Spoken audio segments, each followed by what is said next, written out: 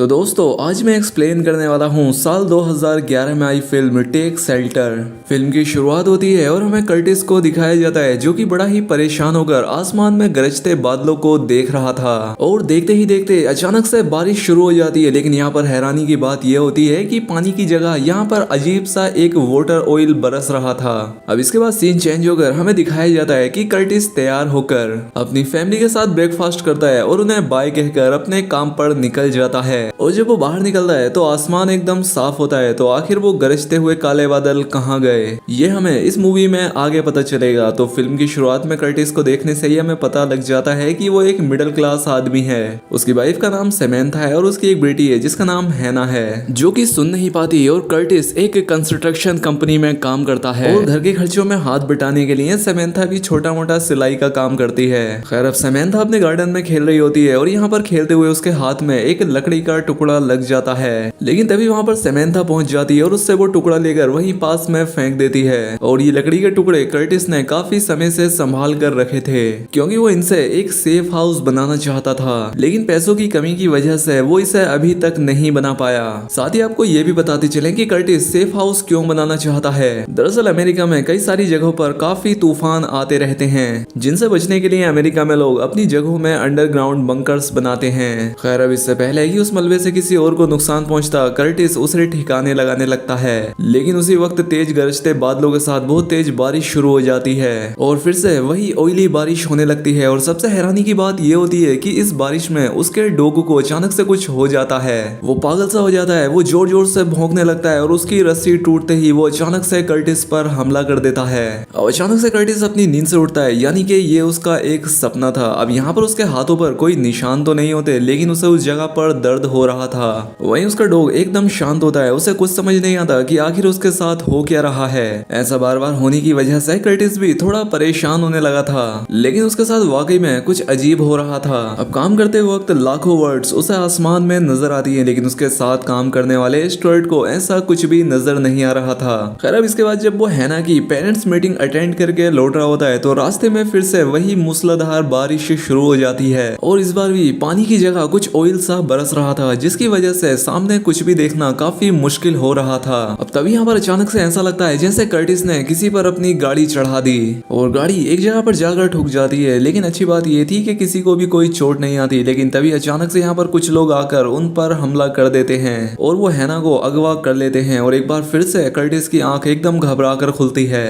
वहीं हैना जो कि कुछ सिलाई करके अपने पैसे कमा रही होती है, तो वहीं कर्टिस की नजर अपने सेफ हाउस के पड़े उस मलबे पर पड़ती है। वो जल्द से जल्द अपने उस सेफ हाउस को ठीक करने के ख्यालों में खो जाता है क्योंकि उसे लग रहा था कि कहीं उसका वो तूफान का सपना सच ना हो जाए, क्योंकि उस तूफान में जरूर कुछ ना कुछ ऐसा होगा जिससे लोग पागल होकर एक दूसरे को ही मारने लगेंगे, ठीक वैसे ही जैसे उसके डॉग ने उस पर सपने में जानलेवा हमला किया था। और इसीलिए उन्हें तूफान से बचने के लिए सेफ हाउस की जरूरत तो पड़ेगी ही, लेकिन उनके पास इतने पैसे नहीं होते कि वो उसे ठीक से बना सके ताकि जब मुसीबत आए तो वो उसमें अपने दिन बिता सके। अब कर्टिस की बेटी खिड़की की तरफ देखती हुई नजर आती है और जब कर्टिस वहां जाकर देखता है तो कोई अनजान आदमी उसे घूर रहा था।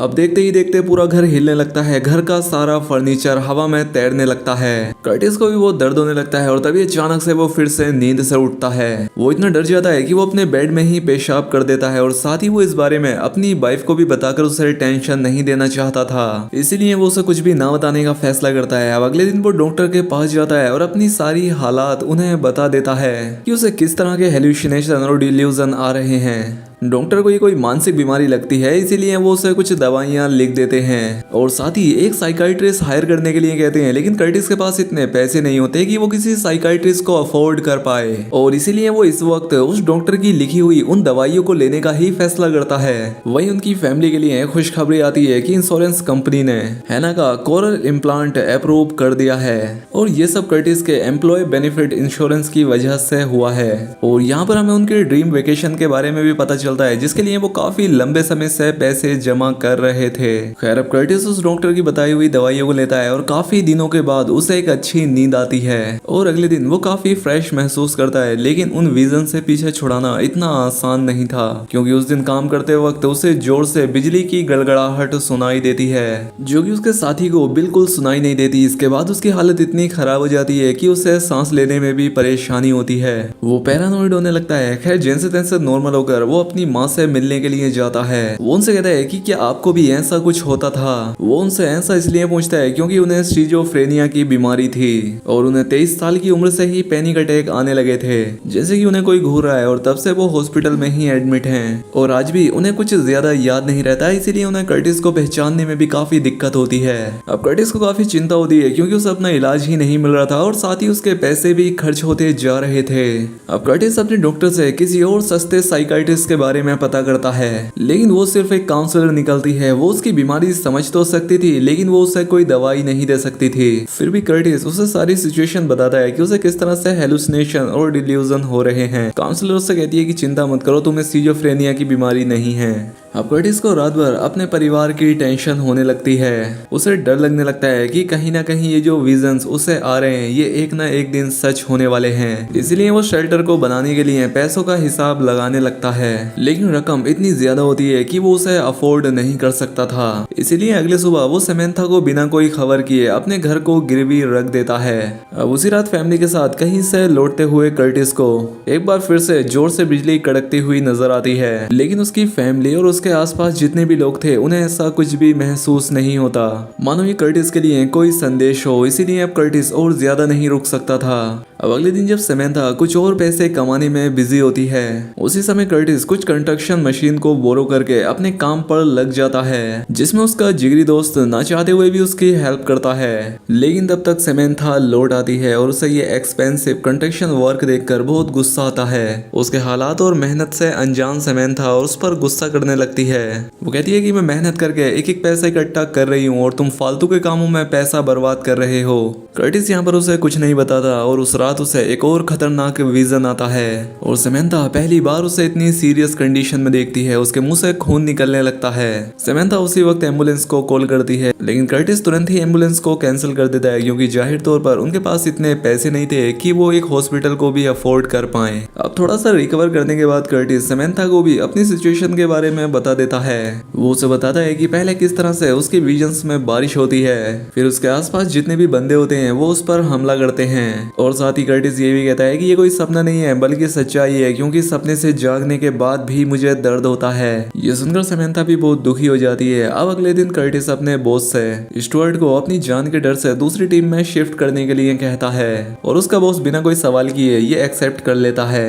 खैर अब अपना काम खत्म कर लेने के बाद कर्टिस वापस अपने शेल्टर के काम में लग जाता है। उसके भाई को भी उसकी सिचुएशन के बारे में पता लग जाता है इसलिए वो कर्टिस को समझाने की कोशिश करता है लेकिन वो नहीं मानता और पूरा दिन उसी में लगा रहता है। अब उसी दिन जब कर्टिस हैना को तैयार करके किचन की तरफ बढ़ता है तो उसे समंथा बारिश में भीगी हुई काफी गुस्से में चाकू की तरफ घूरते हुए नजर आती है। कर्टिस उसे रुकने का इशारा करता है और फिर झटके से उसकी नींद ब्रेकफास्ट टेबल पर खुलती है और अब कर्टिस की अगली परेशानी शुरू होती है। दरअसल उसके बॉस को उसकी कंस्ट्रक्शन मशीन यूज करने का पता चल जाता है इसलिए वो उसे नौकरी से निकाल देता है। अब बिना किसी काम के कैसे गुजारा होगा। वैसे ही उसके सर पर इतने ज्यादा लोन है और अब उसकी बेटी का इलाज भी नहीं हो पाएगा क्योंकि वो इंश्योरेंस भी इसकी कंपनी की तरफ से ही था। जब समंथा को इसके बारे में पता लगता है तो वो और भी ज्यादा टूट जाती है कि अब इनका क्या होगा। इसीलिए वो गुस्से में कर्टिस को चांटा भी मार देती है। वो हैना को लेकर यहाँ से चली जाती है और अब उसके काउंसलर का भी यहाँ से ट्रांसफर हो चुका था। अब वो नए सिरे से शुरुआत करने के लिए तैयार नहीं था। जैसे अब उसने अपनी जीने की इच्छा ही छोड़ दी हो लेकिन फिर भी वो अपनी फैमिली को सेफ रखने के लिए उस टोर्नेडो शेल्टर को बनाने में लग जाता है। समंथा भी उसके दिमागी कंडीशन को समझकर उसके पास वापस आ जाती है और एक अच्छी वाइफ होने के नाते वो उसे इस सीरियस सिचुएशन में नहीं छोड़ती। अब जैसे ही उसकी फैमिली की हालत थोड़ी ठीक होने लगती है उसकी बीमारी की बात बाहरी लोगों में भी फैल जाती है। लोग उसे पागल समझने लगते हैं और इतना ही नहीं उसके बेस्ट फ्रेंड के साथ भी लड़ाई हो जाती है। अब यहाँ पर कर्टिस अपना आपा खो बैठता है और गुस्से में सब पर चिल्लाने लगता है कि आज आज तुम मुझ पर हंस रहे हो, लेकिन जल्द ही एक ऐसा तूफान आने वाला है जो कि लोगों को पागल कर देगा। तुम सब एक दूसरे को मारने लग जाओगे, तुम खुद हैवान बन जाओगे और तब सिर्फ मैं और मेरा परिवार बचेगा। ये बातें सुनकर उसकी फैमिली भी घबरा जाती है और इसके बाद अब कर्टिस रोने लगता है। लेकिन समंथा अपने पति की मेंटल कंडीशन को देखते हुए इस बार भी वो उसका साथ नहीं छोड़ती। अब उसी दिन जब कर्टिस अपने ट्रक में काम कर रहा होता है तो उसका वो भयानक सपना सच में बदलता हुआ नजर आने लगता है, क्योंकि लाखों की तादाद में बर्ड्स आसमान में मंडराती हुई नजर आती हैं। वो उन पर हमला करने लगती हैं और देखते ही देखते बड़े बड़े बर्ड्स की बारिश होने लगती है।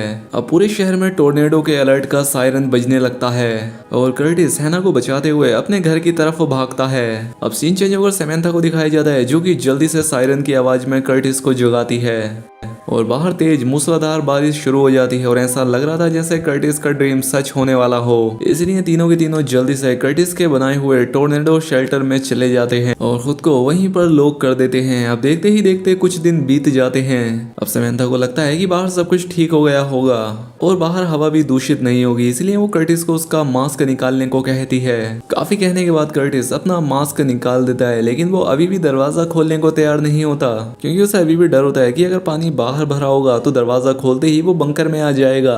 अब काफी समय के बाद वो समंथा को चाबी देता है और कहता है कि तुम अपनी मर्जी से दरवाजा खोल लो। लेकिन समंथा कहती है कि कर्टिस तुम्हें अपने डर का सामना खुद ही करना होगा, इसीलिए तुम खुद ही ये दरवाजा खोलो। और अब उसकी बात मानते हुए कर्टिस डरते हुए वो दरवाजा खोल देता है और लकीली तूफान आकर चला गया था। वो इतना भी पावरफुल नहीं होता जितना कि वो कर्टिस के सपने में था। तो क्या कर्टिस के वो विजन महज इत्तेफाक थे जिसकी वजह से उसने अपना घर तक गिरवी रख दिया था? और शायद हाँ। अब अगले दिन समंथा कर्टिस को एक साइकाइट्रिस्ट के पास ले जाती है जो कि उसकी सिचुएशन समझ जाता है और उसका ध्यान बंकर से हटाने के लिए उसे एक ट्रिप पर जाने के लिए कहता है और साथ ही उसे एक वार्निंग भी देता है कि अगर उसे पूरी तरह से ठीक होना है तो उसे अपना पूरा इलाज कराना होगा, यानी कि इंटेंस मेडिकल फैसिलिटी में रहना होगा। जैसे कि इसकी माँ अपनी फैमिली से अलग होकर हॉस्पिटल में दिन बिता रही थी, वैसे ही इसे भी हॉस्पिटल में दिन बिताने पड़ेंगे, यानी कि लोन से लेकर हैना का ट्रीटमेंट। और कर्टिस के ट्रीटमेंट का भार पूरी तरह से समंथा पर पड़ गया था। खैर अब कुछ महीनों बाद का सीन दिखाया जाता है जहां पर अब ये दोनों अपने ड्रीम वेकेशन पर थे, जहां पर उन्होंने एक अच्छा अपार्टमेंट रेंट किया होता है और यहाँ मजे कर रहे होते हैं। और अब यहाँ पर कर्टिस के विजन सच होते हुए नजर आते हैं, क्योंकि एक बहुत ही बड़ा तूफान इनकी तरफ बढ़ रहा था। ये देखकर अब कर्टिस समंथा की तरफ देखता है ये इशारा करने के लिए कि देखो मेरे विजन एकदम सही थे, और समंथा भी हाँ में नोट करती है कि हाँ वो एकदम सही था। और अब यहाँ पर वही ऑयली बारिश शुरू हो जाती है और अब समंथा भी उस ऑयली बारिश को महसूस कर पा रही थी, क्योंकि अब यही कयामत की शुरुआत थी जिसका इशारा गॉड से कर्टिस को मिला था। और अब यहीं पर ये फिल्म, ये कहानी यहाँ पर खत्म हो जाती है। तो दोस्तों उम्मीद करता हूँ आपको वीडियो पसंद आई होगी। अगर वीडियो अच्छी लगी हो तो कमेंट करके बताएं, साथ ही वीडियो को लाइक और चैनल पर पहली बार आए हैं तो सब्सक्राइब कर लें। मिलते हैं हमारी अगली वीडियो में।